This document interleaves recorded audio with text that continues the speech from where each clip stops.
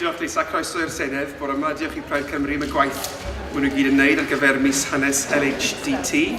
Welcome to the Senedd. It's a pleasure to host this event to celebrate LGBT History Month. Today we are going to hear stories and reflections drawing on our shared history, not just of the struggle for equality, but often for visibility. And what we are going to hear is that progress isn't always easy. And this morning I want to say a few words about the things that are necessary to bring about change, not just in our history, but today and tomorrow as well. Political change isn't an abstract thing. It comes from being rooted in something, rooted in a sense of yourself, rooted in a community and how that shapes your values. And when we talk about communities in this building, we usually mean a geographic community, a place, our home patch.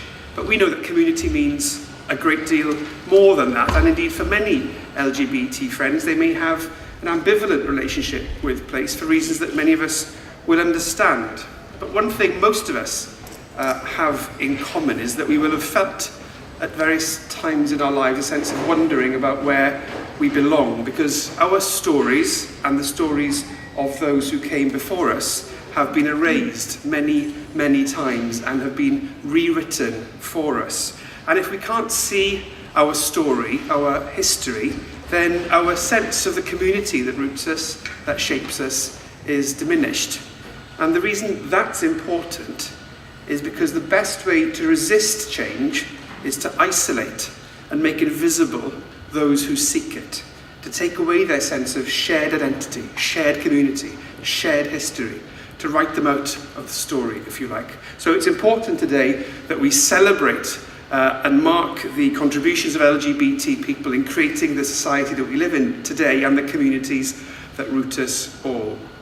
Now, we've come a long way.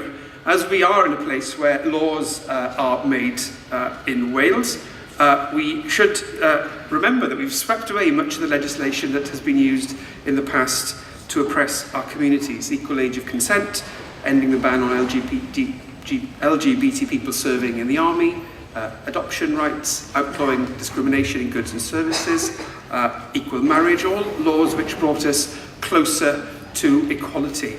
And we know how important legislative change is because we know how pernicious the law can be when it's used against us. This is 30 years this year since the introduction of Section 28, introduced to tackle the scourge of schools teaching children that they had an inalienable right to be gay, as though they didn't. And one of the most important things that any of us can do is to help other people to be themselves. And we had a government there doing all it could to prevent that. A government not just not funding the right programmes or using the wrong language, but a government going out of its way to find new ways of making the lives of gay people less tolerable. And yet here we are today, gathering together in the Senedd, which in the last few weeks has been held up as an exemplar, not just in Wales, but across the UK for its work to encourage LGBT inclusiveness. So things can change. But we know, as our predecessors surely did, that advance is not inevitable. And we've seen just in this last week, Bermuda repealing equal marriage. Now this is historic, it's a first, it's a new low. And this is a country that Britain has a close relationship with. But even the country that we have, it seems, a special relationship with is turning the clock back. We see in the second year of Trump, we've seemed to have forgotten all the advances that happened under Barack Obama and seeing the Supreme Court declaring equal marriage being the law of the land.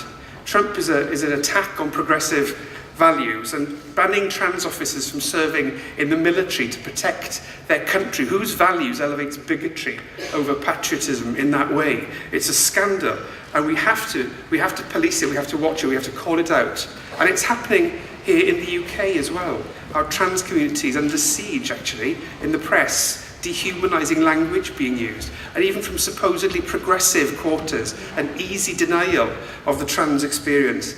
And if we are honest, not all parts of the LGBT coalition have been there for each other in the way that we would have hoped them to be at all points in our history. And today our trans friends need us to lend them our voice, and it is our duty to stand with them in the cause of change that many of us have already benefited from.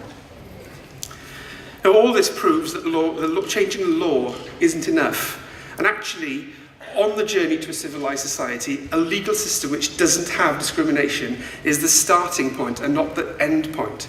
And our challenge now is to embed that change not just in the law, but in people's hearts as well, because we do that in alliance with other people who are themselves often struggling for equality, because equality and our call for it is indivisible. We all benefit from that. And the idea of alliances of different communities finding shared purpose is fundamental to the idea of modern Wales.